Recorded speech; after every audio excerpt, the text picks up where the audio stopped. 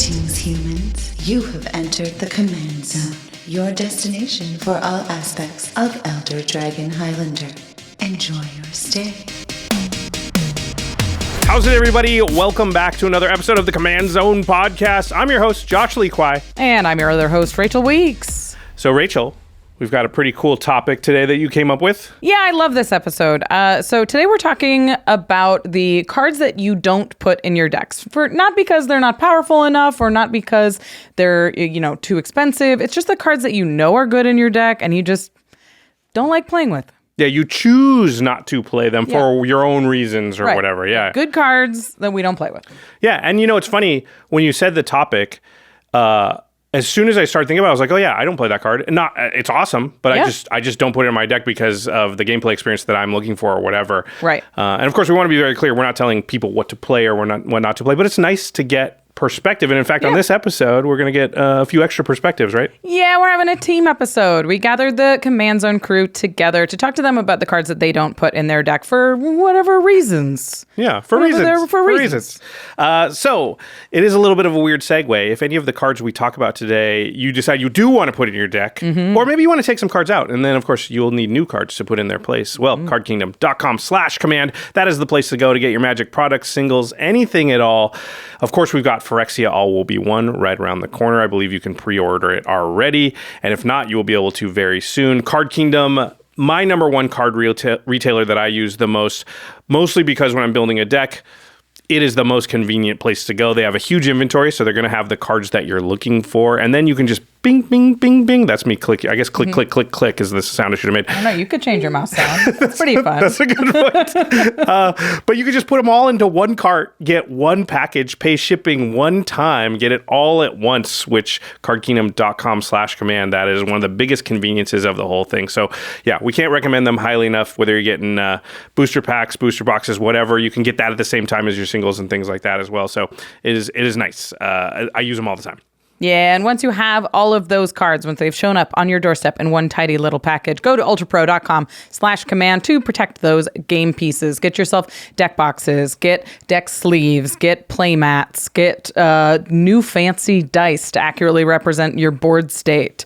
Go to ultrapro.com/command to get all of those things. They also have all of the official Magic art, so you can get match your deck, you can match your play style, you can make sure that you're accurately represented as a player when you sit down at your LGS. It's very intimidating.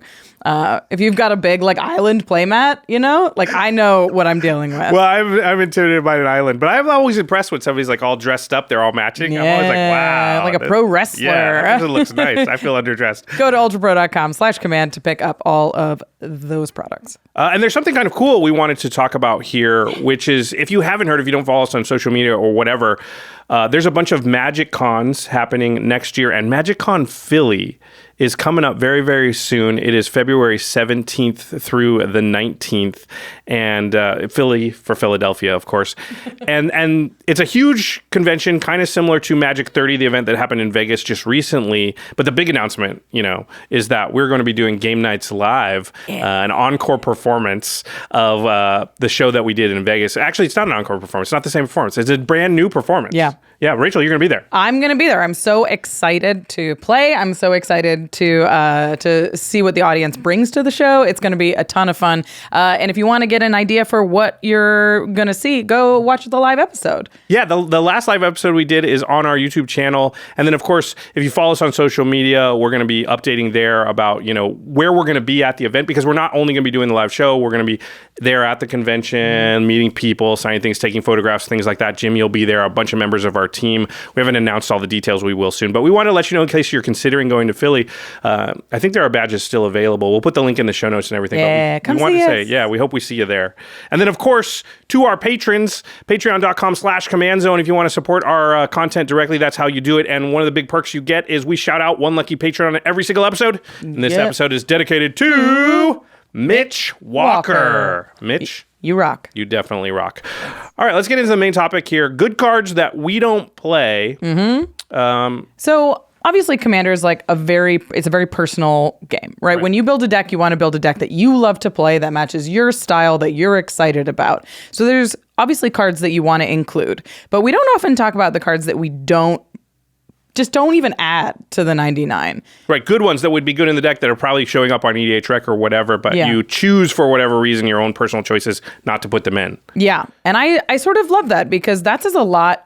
I think that says maybe even more about you as a deck builder, what you don't include than what you do include in your 99. Because it's like, these are the things, this is my priorities. I don't want to deal with, this upkeep, or I don't want to deal with having all of these choices or something like that. I like it, what you said about individuality, and also, just to reiterate, we're not saying anything that anybody says here that anybody out there shouldn't play them or should play them, right? Like, I often see people and it's like, man, that person is rocking red shoes and it looks really good and I could never pull that off. Right, yeah. So it's not like I'm going to go buy red shoes. Right. But it's cool that each different person can kind of find what, makes their brain tick or what their style is and sort of lean towards that. Right, because what you put in your deck, you really want it to speak to your play style and what makes sure that you're having fun at the table. So if a card is not adding to that fun for you personally, take it out of your deck, even if it is an optimized choice. Yeah. So, Rachel, you sat down with a bunch of members of our Command Zone team to kind of get their perspectives on the good cards that they don't put into their decks. And it is great to hear other players' perspectives, too. I think too often we're in our own bubble of what we like and what we enjoy, and it's nice to just get an outside look that kind of gives you, a new context for when you're building your deck as well. So, hopefully this episode will be eye-opening for some people out there, or you'll learn something or whatever. Yeah, let's hear from the team. All right, now we've got Murph, our lead editor, our sometimes director. You know him, you love him. It's Murph. Hello. What card are you not playing these days? It's a good card. It is a good card. Yeah. So the card that I have not been playing is Dauthi Voidwalker. So it's a relatively recent card for Modern Horizons 2. It's a creature, black, Dauthi Rogue. It's got Shadow, and if a card would be put into opponent's graveyard from anywhere, instead exile it with a void counter on it. Tap, sacrifice Dauthi Voidwalker, choose an exiled card an opponent owns with a void counter on it. You may play it this turn without paying its mana cost. So I was pretty excited when this card came out. I thought, this looks really fun. It looks like a great way to be able to use people's cultivates, Swords to Plowshares, all sorts of like fun stuff. Maybe you'll even hit a demonic tutor or something like that. And then if you have a reanimation package, which you're in black, which you might be able to get it back, do it again. And I just really liked the way that the card read and thought that it would lead to some really fun play patterns. So of course I got a few, started putting them into decks, but slowly I've been taking them out of decks more and more until I only have it in one CDH deck, but I've completely removed it from all my casual decks. Yeah. Because the play pattern, which I thought it would lead to, is not what the card actually does. So the card ends up being more of like a hate piece, or like it's more of like a Leyline of the Void. Yeah, a little more Staxy, a little more. Well, it's not just a Leyline of the Void, I know. right? Because like it does turn off all of those graveyard decks. It just randomly hoses graveyard decks. So Also. So if you're playing against a graveyard deck in a pod, they will suddenly not like you. And I don't know about you, Rachel, but I don't like being the center of attention in a commander pod. Never. And when somebody's like, actually, I'm going to target you and go after you for the rest of the game because you did this, Dauthi tends to do that. Yeah, anytime a card would be put into an opponent's graveyard from anywhere. Right. Like, so if they mill it, if they discard it, Yeah. if they cast an instant or sorcery, if it dies, it turns off so much for a 2-mana card. Yeah, so oftentimes what people will do is they just won't play anything into it. They'll maybe play a couple creatures and not block with the creatures and just kind of sit on their cool stuff and not play it right into the Dauthi. So you're preventing the game from progressing by playing this card, and you're not getting any fun stuff out of it. Right, yeah. And you're attracting a lot of attention. Exactly. You're attracting a lot of attention to yourself, oftentimes negative, unwanted attention. And the problems get even worse when there's multiple Dauthis on the field, when people target, reanimate it, whatever, because all those things that are exiled with a void counter, multiple Dauthis can see them. Dauthis will remember it when they come back. So if you ever exile anything with a void counter on it, you just have to leave it like that for the entire rest of the game, just in case exile file. Just in case somebody reanimates the Dauthi, just in case somebody has a Dauthi of their own, because it's a reasonably popular card. Like I think it was within like the top 100 EDHREC cards. I mean, it is that good. It's a very good card. Don't get me wrong. I played against a Dauthi in a Lurrus deck. Oh, no. So you just couldn't get rid of it. It was impossible to handle, and I was playing Dragon's Approach, which is both an instant and sorcery deck and a graveyard deck. Yeah. Oh, my gosh. So I was like... Oh, no. I was like, I'm in big trouble. I need to find the one grave hate piece to interrupt this loop, or I'm out of this game. But we weren't really dying. We were just kind of stuck. Yeah, because that's another thing about the card is it's very difficult to remove because it sacrifices itself. So even if you try to hit it with the Path to Exile or a Swords to Plowshares, as long as it doesn't have Summoning Sickness, it can just sacrifice itself. Even if you don't end up casting anything with it, now it's in your graveyard for you to get back later. So it's very, very resilient in that way as well. Yeah, it's a tough card because you're like you said, there is such cool potential. You're like, somebody cast an Expropriate, amazing. But the thing is, nobody's going to cast an Expropriate into your Douthie. And if they do, they are going to win from it. Right, yeah. Because that's another interesting part about Douthie is the wording lets you play things for free, but you still have to follow timing restrictions. Yeah. Which a lot of people don't quite understand. So it also causes a lot of rules complications that you then have to explain to people. And it just causes a lot more headaches in a game of Commander than I would like for a 2-mana creature. I think that's completely reasonable. Yep. Well, thank you so much for your thoughts, Murph. We appreciate it. And now, Craig Blanchette, Mr. Infect himself. What cards are you not playing that you know are good? So I know that everybody says that you should be playing a certain number of Wraths in every deck, and I just don't follow that at all. I think in all 30 of my decks, I have 0 white Wraths. Oof. And I think I only have like 2 black Wraths of any sort. Yeah. So, for me, it's kind of if I'm in a game where I need to Wrath, I'd rather lose that game quickly and move on to the next game. Sure. Than kind of have to slog it out and then, sit through, I don't like sitting through long turns. Right. I'd much rather get to the next game. So, and I feel like Wraths really can prolong games, especially if you don't do them properly. Right. Yeah. It's,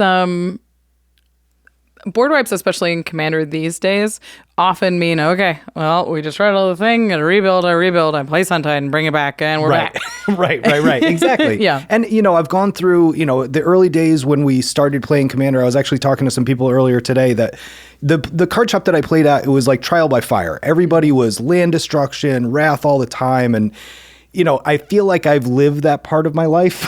I feel like I've paid my dues. You're through your Wrath phase. I've paid my dues with the Wraths. Yeah. And so, I really like to, and people know this, I like to build up a board state. I like to, be the threat at the table. And so Wrathing kind of takes that joy away from me in a way. And so, just my personal style. I don't like to Wrath.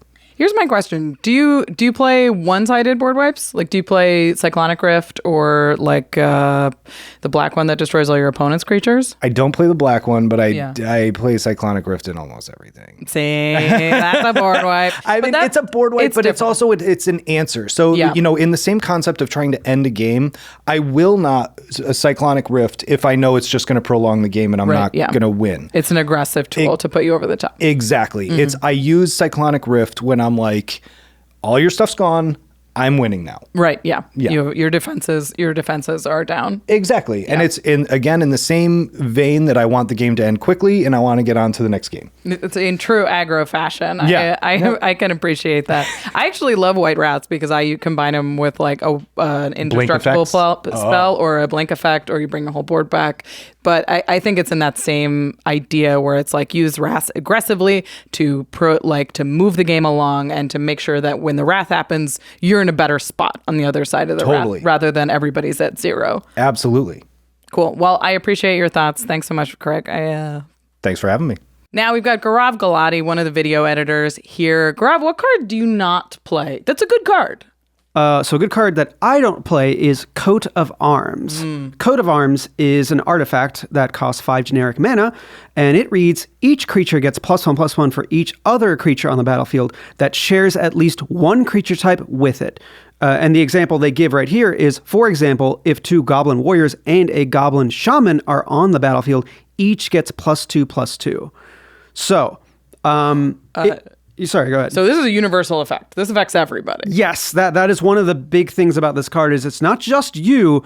more often than not, if you're playing a tribal, a theme deck, you probably don't care about the other creatures because everything usually affects your creatures only. But if someone plays a goblin that is just a one-off in their red deck that you weren't counting on, they also get all those bonuses that you got in your goblin deck, which is something that you might not matter, but it's something you have to keep track of. And that is my problem with this card, is that obviously it's very good in any theme deck that is merfolk, goblins, even humans. Humans is the one I would have considered this for.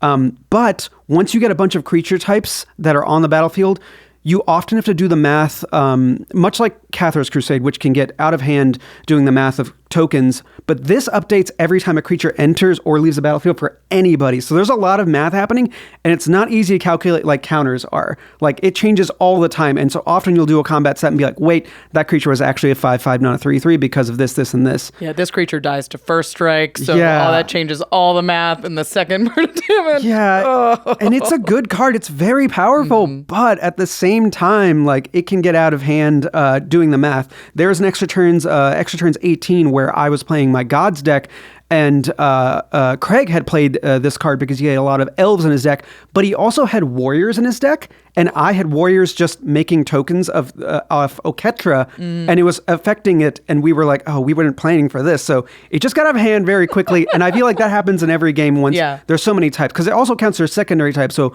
Goblin, Shaman. Shaman could be a type that is everywhere in there. So you have to do a Goblin check, you have to do a Shaman check, you have to do a God check, you have to do a human check, an elf check. Like, there's, at any given time in a Commander game, there can be 15 creature types that you have to track it's individually? A lot. It's just a lot of math. What a headache. And it's a good card, I know, but I keep it out of my theme decks because it is something that I just don't feel like giving the headache to everyone at the table. If it was just me, fine, maybe. But because it does affect everyone and affects every combat, it's just something I don't play. Yeah, for sure. I think taking cards out of your deck that create extra brain occupation for less payoff. Yeah. That's a terrible way to phrase it, but you guys know what I mean, right? Yeah. Where it's like, you used to have to spend 80% of your brain power thinking about how Coat of Arms works. Yeah. Then you're only spending 20% of your brain power actually playing your deck. If I ever have to play a card and then say sorry as it resolves, like, it's probably a card I don't want to put in my deck because it's causing a lot of issues at the table. Lesson learned. Well, I appreciate you taking the time, Gaurav. Yeah. Thanks for having me. Of course. All right. I've got Jake Boss, our post-production supervisor, here with a card that he doesn't play. How's it? I don't know. If I keep manifesting that and I keep saying that, maybe eventually I'll get his power. Anyway. Yeah, you'll get JLK powers. Yeah, so the reason that I'm here is to talk about one of the worst cards that I hate to play. It's called Overwhelming Splendor. 6 white for an enchantment. It's an aura curse. Enchant player. Creatures enchanted player controls lose all abilities and have base power and toughness 1/1. And enchanted player can't activate abilities that aren't mana abilities or loyalty abilities. Ooh. These... Oh, geez. This is a backbreaking card. It's pretty bad. But you look at this card, and as a younger player, you might say, wow, this is really cool. I have an Enchantress deck. It's very powerful. Yeah, this is a win con for me, because by that time, I'll play this, cripple their board, and then I'll swing over, easy peasy, and win this game. But what I learned is, instead of hoveling your opponents, what you should be doing is advancing your own game plan. Right, yeah. Making it so you can actually end the game rather than effectively end the game. Yeah, when I first showed up at Command Zone, I was playing a game with a couple of people here. DJ was one of them, and this game went on for 3 hours. Oh my God. It was brutal. Like, I'm sorry, DJ, that I wasted your time by casting Overwhelming Splendor. You gave DJ 3 hours of humility. Let's say that you get like a Thrashing Brontodon to deal with, an enchantment. You can't activate that ability to destroy it. Yeah. Or something else on your board that you've prepared. Like, it's all over now. Right. You're sitting there with a bunch of 1/1s, and if you don't draw a spell or have a counter spell while it's on the stack or the right removal at the right time, you're out. Right, and you're spending 8 mana on this. Yep. So there are 8 mana cards that effectively win the game. Expropriate is 9, Cyclonic Rift is 7 when you overload it. Yeah, why not just play something better? It's so paying 8 mana to effectively remove 1 player and leaving 2 players untouched is like, not only does it hobble one person, but still keep them around, it doesn't even put you in a better place against 2 other players unless you can like make copies of it. Ooh. I think something that people learn when they're growing up is it's better to focus on yourself and improve your own board state rather than going after somebody else and trying to make somebody else have a worse board state to match yours. Just focus on your own problems, pal. Well, thanks, Jake. I appreciate the story. Yeah, that's my Reading Rainbow moment. Play the Reading Rainbow sound to go to the next person. And up next, we've got Arthur Meadowcraft, an assistant editor on Game Nights. Very exciting stuff. What cards don't you put in your decks anymore?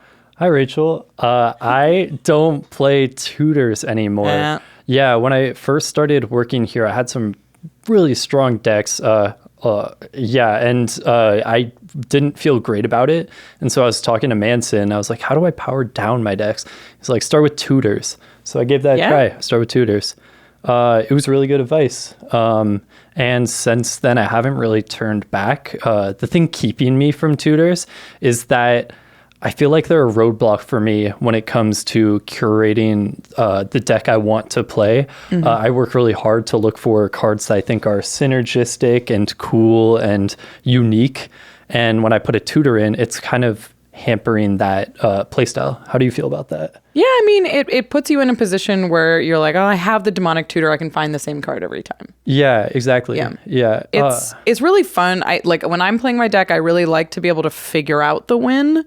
Where you're like, I have these cards. These are the cards I have, and let's see if I can figure it out from here. And demonic tutor or various tutors often say like, oh, or I could just go get this combo piece or this card that would be insane in this moment, and I'll have exactly the tool I need rather than crafting the tool I need. So I can understand that. It definitely changes your play experience a lot. Yeah, the sort of, I wouldn't really say workaround, but the compromise I've reached is I put a lot of good card draw into every deck. I think every color is well equipped now that you can put a good amount, like a good package in of card draw, and that will help you get to cards you like and maybe cards you didn't realize you needed, which I think is something that tutoring kind of gets in the way of. When I tutor, it's like kind of a stressful, like, what do I get? But if you have a card draw spell, then you're like pleasantly surprised by what you get off the top. Yeah, for sure. I love that. And I think it changes your play experience, but also the play experience for like a play group that you play with a lot, where they're like, oh yeah, we're dying to Craterhoof again, or oh yeah, it's the old Torment of Hailfire. But when you're like, oh, I've assembled these 6 cards and I have figured it out, so now you are dead. You're like, oh, interesting. All right, well, never died that way before. So I appreciate that kind of thinking. One counter argument I've heard is people say if you have a gimmick based deck, something where there's a specific card or strategy you're playing around, a tutor can get you there. Personally, I don't have a gimmick deck, and if I did, I personally think I still wouldn't put a tutor in, just because I think there's a temptation to get another aura or another enchantment, or maybe even if it is a gimmick deck, you're playing it in a certain power level, you know what you're doing in that power level, even if it is a gimmick, and it might still be very strong and it might take over the game. So that's my counter argument to the gimmick case for tutors. How do you, like, where are you at with that?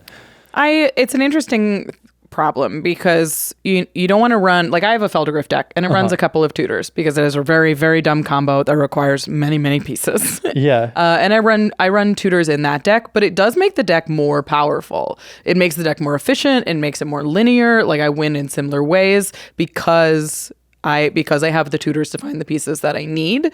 And I think it makes it less fun to play. But you do recognize that you're like, okay, this deck doesn't do anything without this one piece that I've built around. So it's a careful balance. It doesn't make tutors like always something that I don't play, but I understand that cutting a tutor just for a card draw spell means that you have to work a little harder as a player, which is which rewarding. appeals to me. Yeah, for sure. It feels rewarding. So yeah, that's where I'm at with tutors. Cool. It could change, but I don't run tutors in decks, even though I know they're powerful. And well, thanks for your thoughts. I appreciate it. Thanks, Arthur. Yeah, thanks, Rachel. Bye. Well, I got to say, I am really enjoying the conversations that you're having so far. It's really great to hear everyone's perspective on this topic. Well, that's great because we've got more coming up after a word from our quick sponsors. No. My arena rank. Dormammu just keeps wrecking me. What's going on? He makes his whole team revive, so I have to beat everybody twice. My astonishing X-Men team is strong, but they're not that strong. Well, it's not just about raw power. You have to strategize for the matchup. When I see Dormammu, I use the Eternals with Red Hulk. His pavement pummel attack makes it so enemies won't revive. Then Icarus handles the rest with his double laser blast. Hold on. Why just slot in Red Hulk when you can have a whole squad of bulky Hulks? With the Gamma team, She-Hulk can clear all your debuffs, while OG Hulk boosts everyone's armor, so you can soak up damage and hit back hard. Hulk smash! But also, Hulk synergize. Or, if you prefer a more finessed approach, you can enter the Spider-Verse with a Tangled Web team. Spider-Weaver is a cool original character who protects the team with stealth and stops enemies she kills from coming back. Plus, you get Spider-Man Noir, who ups your team damage with his very stylish hat. Wow, it really is all about the strategy, huh? And the hats. And the Hulks. All right, Dormammu, you are going down. Marvel Strike Force. Click the link in the description and download it now for free. Hey, what's going on here? Uh-oh. Thank you for holding. We were just working. You're fighting Dormammu without Omega Red? Let me show you how it's done.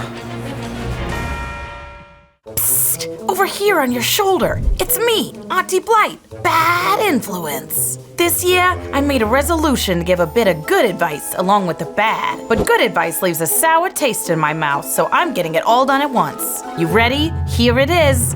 Buy RAYCON wireless earbuds. I spend a lot of time by your ears, so I know you're listening to all sorts of podcasts, news, music, you name it. And all those things just sound better on RAYCONs. I use mine for audiobooks, or a little blight reading, as I like to call it. And with their earbud tap functions, they're easy to pause whenever a gullible rube needs misleading. Psst, don't pay the one. You need that talisman now. RAYCON's everyday earbuds look, feel, and sound incredible. And those optimized gel tips mean a perfect in-ear fit, so they aren't falling out no matter how much I tug on them. Plus, RAYCONs are only half the price of other premium brands. And you can save even more with bundles, like my personal favorite, the Audio Lover. And with awareness mode, you can still hear all my horrible advice. Trust me, I've got some humdingers coming up this year. Just the worst.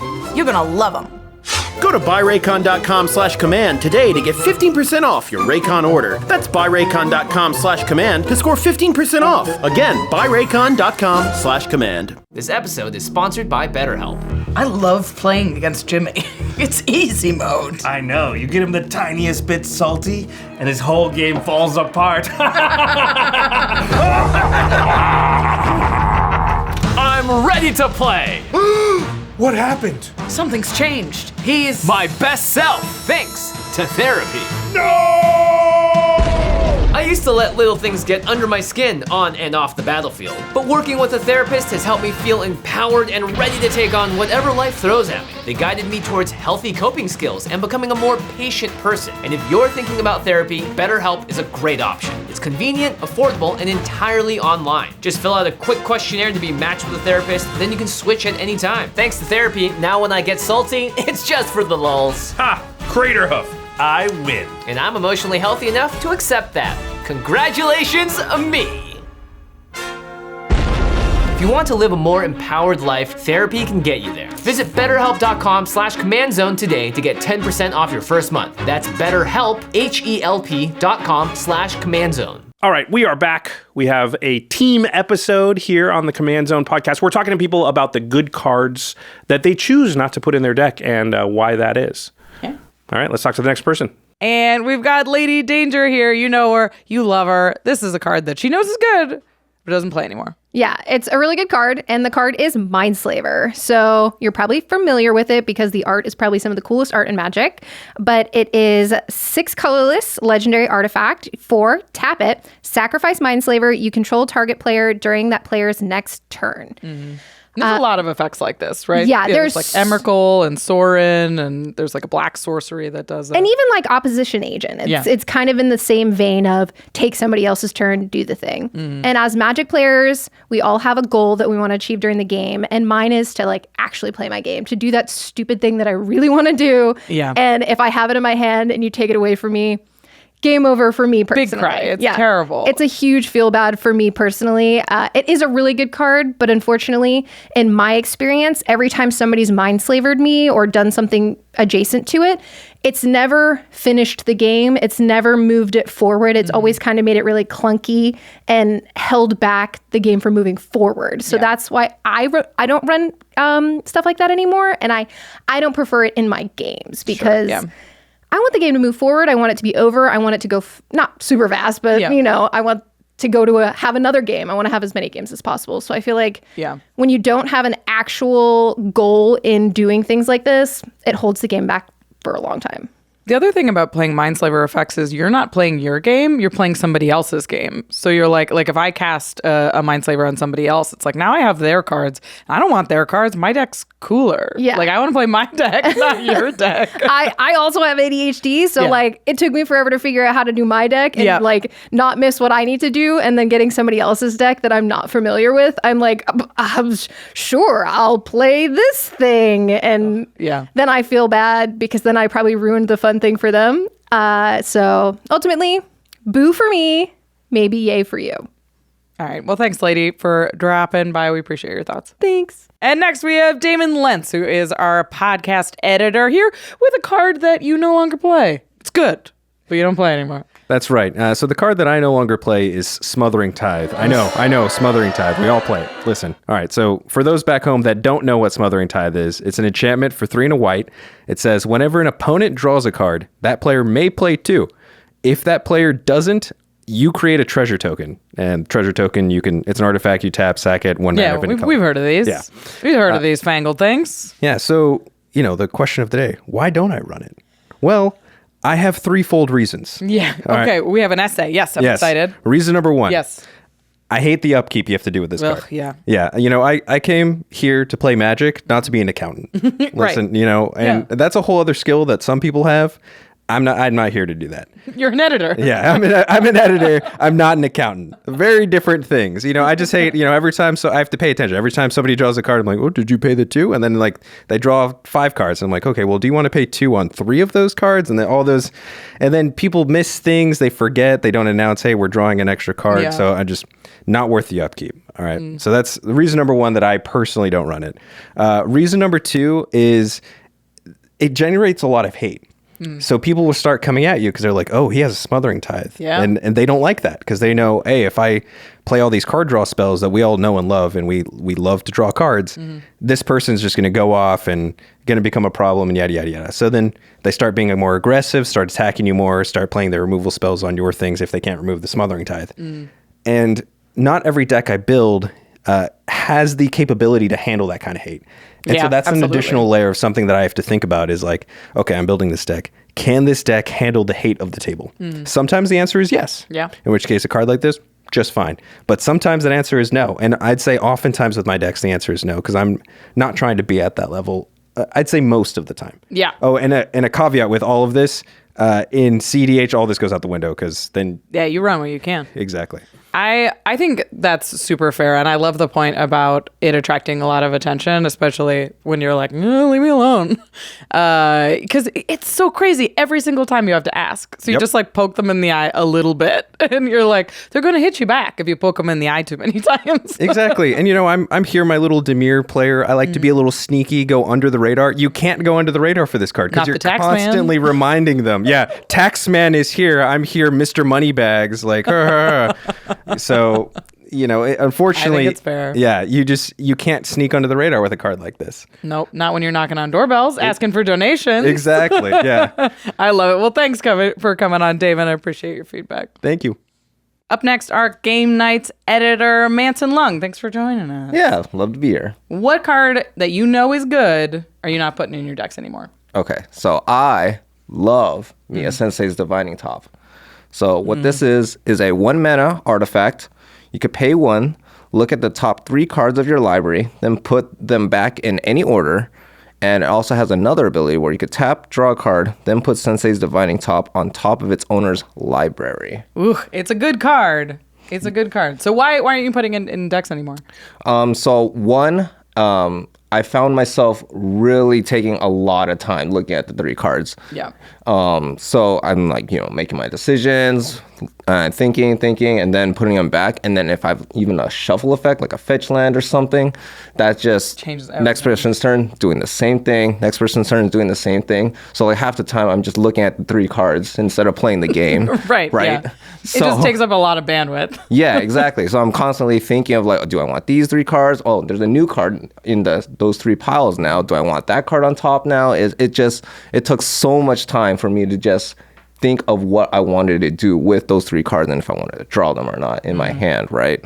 Yeah. So I just found that very annoying for my own gameplay because I'm not even playing the game at that point, right? Right. At some point, you're like, you know what? I don't care. Yeah, exactly. I don't care what cards I have. I don't care what's on top. I'm going to draw this card and I'm going to hang out with my friends. Right. And it's so hard to get rid of too, right? Because it has that tap ability to just put it right back on top of the deck. Yeah. So if they, put a removal spell on top of it, just activate in response, and then next turn, boom, it's right back. It took me so long to learn that about Senseis Dividing Top. Yeah. I kept trying to remove it so many times.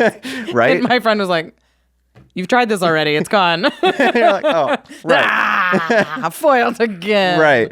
And plus it's like an artifact, right? So it could go in any deck. Yeah. Mm-hmm. So if budget's not a consideration for anything, you're just going to be playing this in all your decks if you could. Yeah, I think cards that you're like, if it's taking up a ton of bandwidth, it's taking up a ton of time, it has to be worth that in the power level of the deck, where you need like the extra synergy with Senseis Dividing Top to really make it like worth the amount of time to be like, I have to hold open a mana and make sure I can spin. And what if something happens and I spin it again? But it really has to be adding the value of the time that you're putting into it. Yeah. If it's just like a value Senseis Dividing Top, yeah, I've taken it out of all my decks. Yeah, you got a bunch of tops sitting around your house. Yeah, I should probably sell them actually. Yeah, get rid of those. They're worth a good amount, right? So, well, thanks for your time, Manson. I really appreciate it. All right, we've got Jordan Pridgeon, a writer here on the staff, with a card that you're not playing anymore, but is good. Yeah, so the card that I'm not playing anymore is Reliquary Tower, which is real simple. It's just a land that taps for colorless, but also you have no maximum hand size, which, is like a useful thing to have in a lot of games.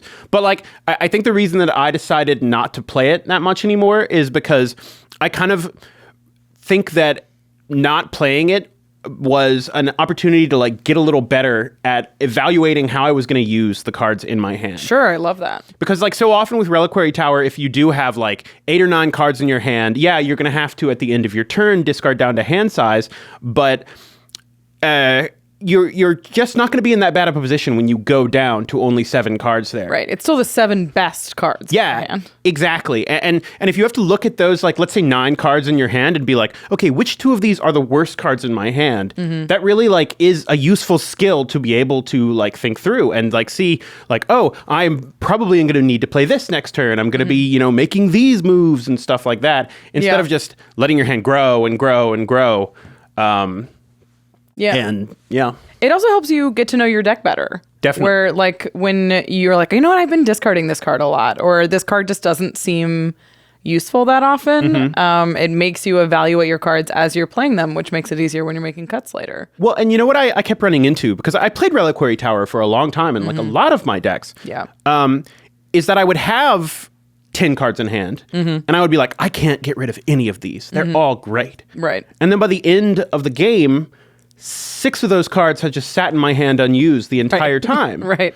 Because you just don't have the mana to cast everything in your hand all the time and everything like that. So I just think it makes me a bit of a better player to be able to evaluate which cards are going out. And it also like makes the games feel a little quicker and stuff. Because when you get to the point where you have like these 20 card hands or something like that, then every turn becomes a slog. Yeah, God. You're like, I have to look through 10 to 15 cards. I could do this. I could always Farseek. I've got 6 instants in hand, so should I just do nothing and then pass? Oh, but 5 of them are sorceries, or and I think it makes games quicker. I think it's easier to evaluate stuff. And, sometimes it's nice to be able to put things into your graveyard. So that's true. Yeah. Well, I love that. Definitely a different take. And make sure, you're reevaluating the Reliquary Towers in your deck. They're a good card, but maybe not worth it. Yeah. Thanks, Jordan. Ain't always the right choice. All right. Well, we have heard from a lot of members of our team, and I guess we're going to wrap it up now. Otherwise, this episode is going to be quite long.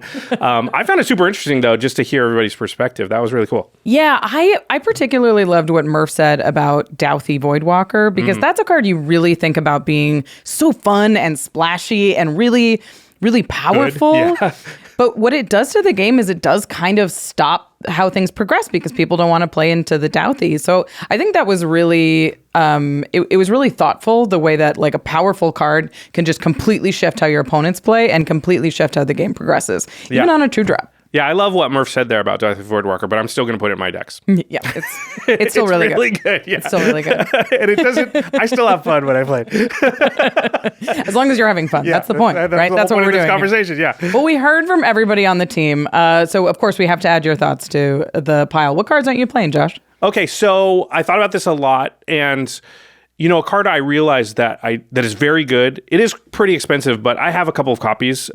So the reason that I choose not to put it in is not because of cost or power level. It's Jeweled Lotus. Yeah. I literally don't have it in a single one of my decks, including I have one CDH deck, and it's not even in there. And that's not for fun reasons. That's just because it's not particularly good in my CDH deck. But yeah, I just don't play it. They're just sitting on a shelf because I think it's... I've never seen Jeweled Lotus get played early in a game where it caused a fun game to then occur from that point forward. Right. It always causes one of two scenarios when played early, and that is somebody gets their commander, even if it's you, out super, super early, 3 turns before they should have, which generally means they take command of the game in a really powerful way. And either, from that point, they ride that advantage straight to victory, or they become the immediate arch enemy and everybody teams up on them, and then they don't do much for the rest of the game because everyone's so hyper-focused on them. Right. They've taken away all their resources, and now their commander costs 2 more instead of 3 less. Yeah.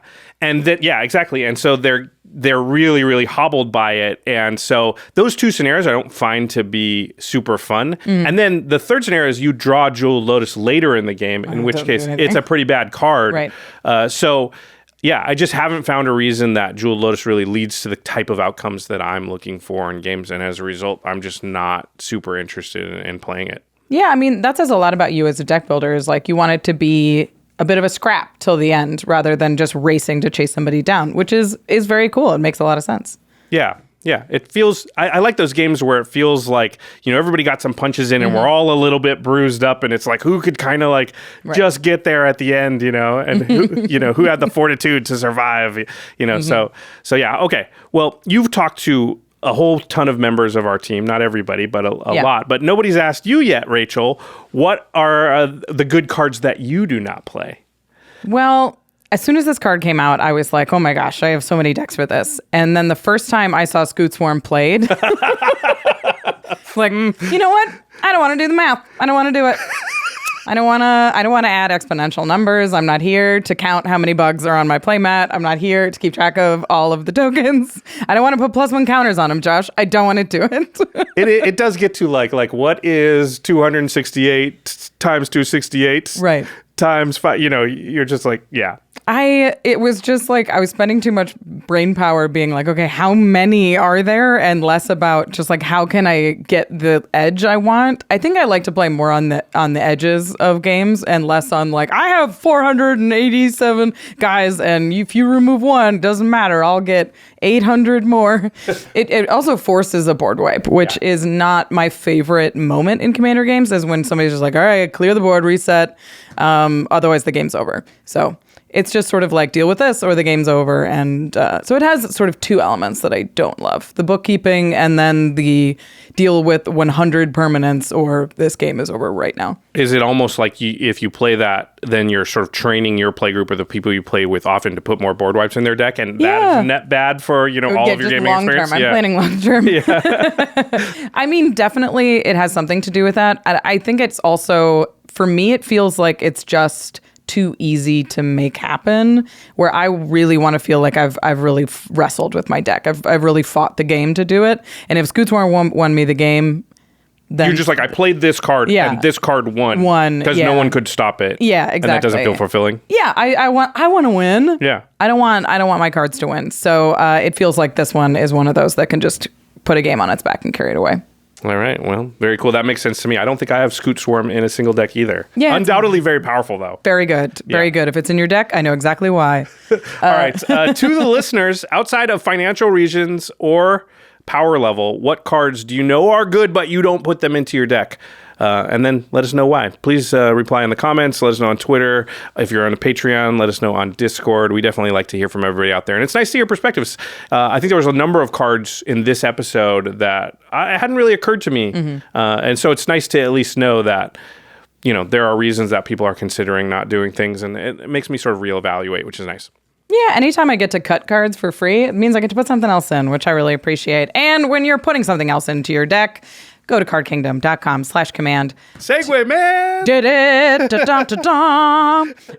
They have an enormous inventory to get the coolest cards that you want to put into your deck. Make it as personal and as complete as you want it to be. They also have all of the different printings in all of the different conditions, so you can meet all of the standards that you want to meet for your deck. Plus, they put it up in a nice little plastic box. They put it in a plastic mailer, ship it to you, so you know your cards are safe, you know that they're together, and you're only paying shipping once on those cards. You're not chasing down envelopes in the next 4 to 8 weeks.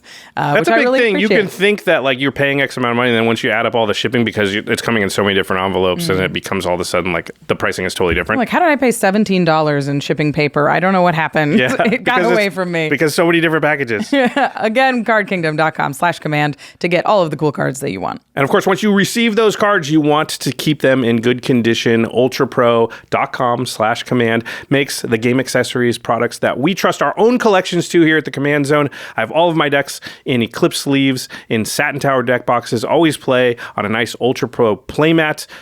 You really can't do any better than Ultra Pro. And one of the things I love is UltraPro.com/command. They are now an e-retail site that sells directly to consumer, which is something fairly new in the last year or so. And they have a couple of things going on their website that this opens up that wasn't available before. One, discounts. They have discounts all the time. They're just discounting inventory to sort of move it through, make room for the new stuff. But also, they have special things that you just wouldn't be able to find at your own LGS that are limited, secret layer drop stuff, like the Shattered Glass Transformers, things like that. They just have all kinds of cool stuff that you can only find on that website. So again, ultrapro.com/command. That's the place to go to get cool stuff and support the Command Zone and Game Nights Extra Turns, all of that cool stuff. Hey, come check us out at Game Nights Live. Yeah. Oh, yeah, of course. Yeah, we should say Philly, MagicCon Philly, Philadelphia, Game Nights Live. See you there. Rachel wasn't at Vegas, so this is the first time she's going to be in that live performance. We're really excited for it. Yeah, we have brand new decks. We have all kinds of cool things going on, cool guests. There will be a link in the show notes. If you're anywhere near Philadelphia, we'd love to see it. And also, we didn't say this in the open, but Jimmy and I have never done an East Coast event before. Yeah, we wanted to, but pandemic hit. We had a pledge in 2020 to go do that, and then, of course, pandemic happened. So this is going to be our first time out there. We'd love to get a warm welcome. I'd love to find out where are good places to eat and things like that, so please let us know. Yeah, let us know if you're going to be there. Okay. Now it's time for the end step, where we talk about something cool outside the world of magic. Rachel, do you have an end step? I was telling you about it this morning. I just watched this crazy movie that's so intense. It's called 13 Lives. It is about the Thai soccer team who got trapped in a cave. And there was an enormous rescue effort with like 5,000 people to get them all out. And I was going to say, I won't spoil the movie for you, but it's like, it happens in real life. It's in the news. Yeah, I don't know you if probably it's heard about it's a true story. Yeah, they all get it out. It's fine. It's it's a really, really intense, really amazing movie that's like technically incredibly difficult to shoot and emotionally very difficult to watch, but it was very powerful. It was a cool movie. Yeah, it's probably one of these movies I think that knowing the outcome actually helps you watch it, because I think if you thought all the kids were going to die, it might not be as vomit inducing. Yeah. Some of the choices that they make, if you don't know the whole news story, there will be some surprises, I promise, in the movie. And it's terrifying. Yeah, I haven't seen this movie yet. I watched a couple of documentaries about the event, the tragedy, I guess it was not a tragedy. It's the opposite of a tragedy. It was a miracle. Yeah. And also, it's pretty insane what ends up happening and how they're trapped in the first place and all the steps along the way. Like, it's pretty crazy. It reminds me a little bit of Apollo 13 in that, like, it's amazing what humans can do if they put their mind to it. Yeah. Like, if we all sort of, join together. I know it's maybe a little cliche, but it's nice though. Yeah. it's like 12 different countries or something come in to support. Like, a lot of the divers are from Australia and the UK, and they're the best divers in the world who's like are on volunteer basis to dive into these terrifying caves to get people out of there. So in many ways, it's a very uplifting story, but there are many turns where you're like, oh my God, I will leave. I'm going to leave. What they end up doing to get the kids out is nuts. Insane. When they explain it, you're like, what? That doesn't, But anyway. Also, I'm never going in a cave again. Okay. What's yours? 13 Lives. What's it on? Amazon Prime. All right. Go check it out. It's really good. All right. Big thanks to our awesome team here at the Command Zone, who you saw a lot of them on this episode, but not all of them. Damen Lenz, Arthur Meadowcraft, Ladee Danger, Manson Leung, Craig Blanchette, Josh Murphy, Jake Boss, Jordan Pridgeon, Sam Waldo, Gaurav Gulati, Jamie Block, Mitch Trafford, Evan Limburger, Gabriel Pozos, Megan Yip, Eric Lem, and, of course, Jimmy Wong. Jimmy he showed up in this episode. He did, yeah. That was pretty fun. All right, everybody. Thanks for watching. Thanks, everybody. Peace.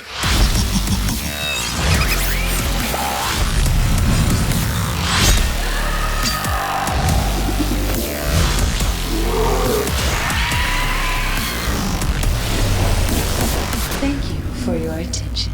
For further inquiries, send an email to commandcast@rocketjump.com or ask us on Twitter @JFWong and @JoshLeeQuai. See you later, alligator. Greetings, humans.